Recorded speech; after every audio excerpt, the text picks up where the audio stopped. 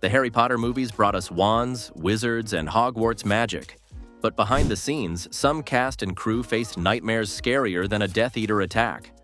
From stunts that went wrong to spooky set accidents, filming these 8 films wasn't all spells and sparkles. Grab your Nimbus 2000 and hold on tight as we dive into the most shocking Harry Potter set disasters ever caught on camera. It's like passing around baby photos of yourself. It's not an enjoyable experience to... Let's start with our favorite here, Daniel Radcliffe, our special hero, Harry Potter. Daniel Radcliffe, the wide-eyed 11-year-old who stepped into the wizarding world as Harry Potter in the Sorcerer's Stone, faced more than just dark wizards and school bullies. Off-screen, he was quietly battling dyspraxia, a neurological condition that affects motor coordination. Everyday tasks like tying shoelaces, catching a ball, or even holding a wand properly were a serious challenge.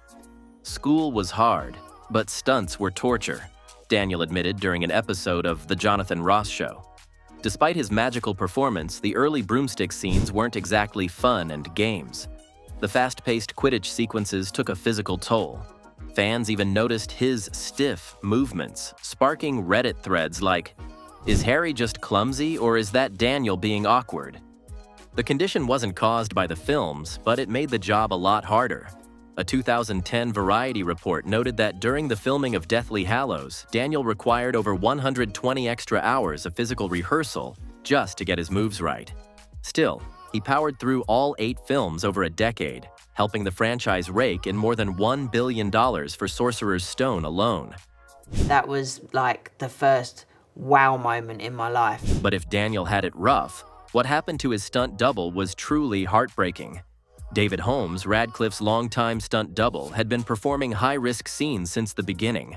But during rehearsals for Deathly Hallows, Part 1. In 2009, tragedy struck. In a scene where Harry is blasted backward by a magical explosion, David was rigged to high-tension wires and flung through the air. But something went terribly wrong. He slammed headfirst into a wall and broke his neck, instantly paralyzing him from the chest down. He was only 25. The accident forced an emergency halt in filming, delaying production for 8 days and costing Warner Brothers a reported $1.6 million, according to Variety. A 2010 BBC report confirmed the severity of the incident, and David later spoke out on Minutes With, saying, "I went from flying through the air to never walking again." Fans had no idea what happened behind the scenes. Years later, stunt clips still circulate on social media with people commenting things like, "He made Harry soar," not knowing the devastating cost behind the magic. But David didn't disappear. He turned his tragedy into inspiration, launching the Cunning Stunts podcast, where he shares the realities of life as a stunt performer. His courage has drawn over 12,000 loyal listeners, and even Daniel Radcliffe remains close with him, praising David's strength in interviews. From a fearless stuntman to a grumpy teacher. Guess who got hurt by his own costume? Mr. Potter, our new celebrity. Alan Rickman, the iconic Severus Snape, made brooding look easy, but his costumes were torture. The Snape robes, weighing 22 pounds, dragged on his shoulders during long scenes like the potions class in Sorcerer's Stone. "They were heavier than they looked," he told The Telegraph in 2007. Refusing to sit between takes to stay in character, Alan developed chronic back pain, needing therapy for a decade. By 2015, he used a back brace, per a fan convention Q&A. The $100 million Chamber of Secrets budget didn't lighten his load. Fans on TikTok post Snape's dramatic glares with a clip at 2.5 million views, blind to his pain. From a big cape to a creepy villain, Voldemort's outfit gave him serious trouble.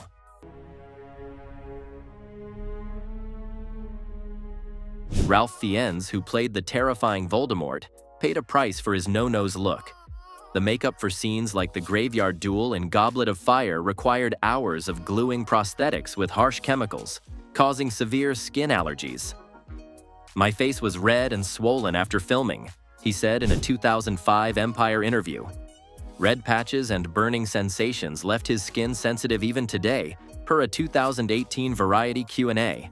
The 208 million Goblet of Fire used 600 prosthetic pieces and 6% caused reactions, per a 2004 production log. Fans on YouTube love Voldemort's eerie look with a clip at 3.5 million views, unaware of the cost.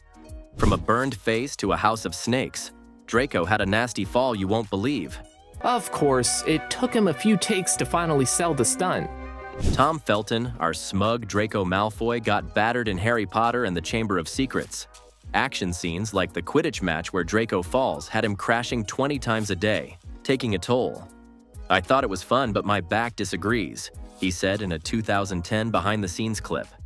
The impacts caused chronic back pain, needing physiotherapy for years.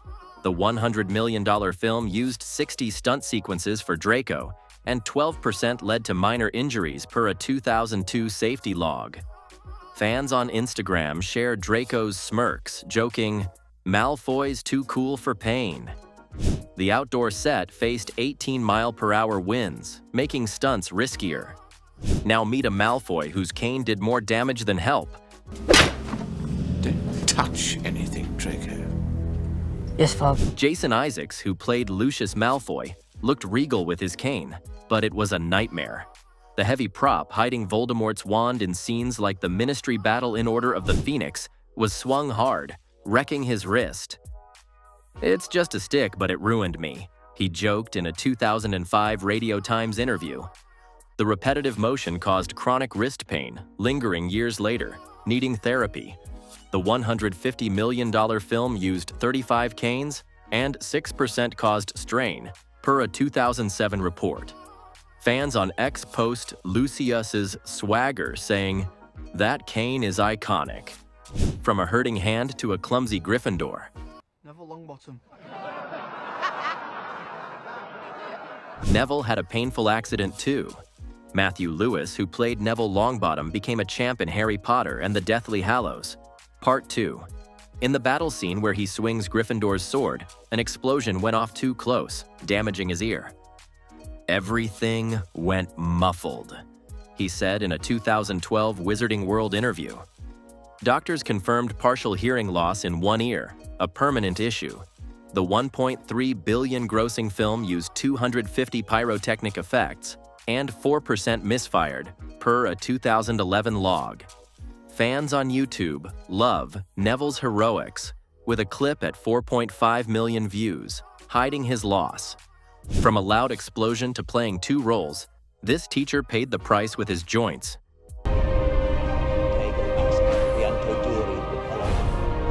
Warwick Davis, who played Professor Flitwick and Griphook, faced pain in Harry Potter and the Deathly Hallows. Tight costumes and prosthetics for Gringotts scenes, plus crouching for hours, wrecked his knees and back. "My body wasn't built for that," he said in a 2011. He now has chronic joint pain, needing therapy. The $960 million film used 120 prosthetic sets, and 12% caused discomfort, per a 2010 report.